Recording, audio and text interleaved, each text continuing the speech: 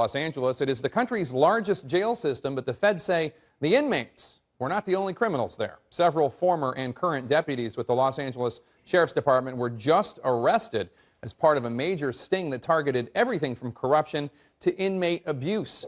Among the allegations, deputies and high-ranking officials in the jail went out of their way to try and hide an FBI informant. This informant was apparently providing agents with the names of corrupt deputies, and the informant used a cell phone to take pictures of inmate abuse. The FBI will shed more light on what they uncovered during a news conference set to take place within this hour, frankly, any minute. Joining us from Los Angeles, near where that briefing will take place, is CNN correspondent Stephanie Elam. Stephanie, this was a 2-year investigation. How did it all get started?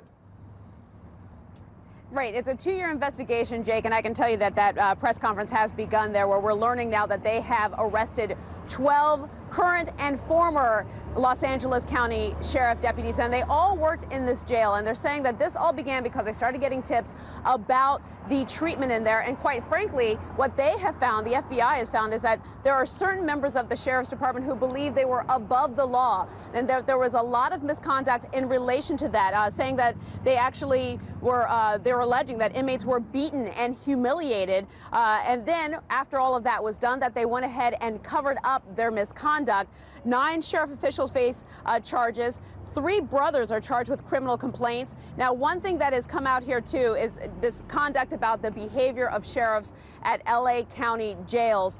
The sheriff, Lee Baca, has come under fire about this over the last few years, saying that there are just certain sheriffs that were just not falling in line. We're expected to hear from him later on today to see what his take is on all of this. But we can confirm now that 12 people who have worked in the county jails, either previously or right now, have been arrested, Jake.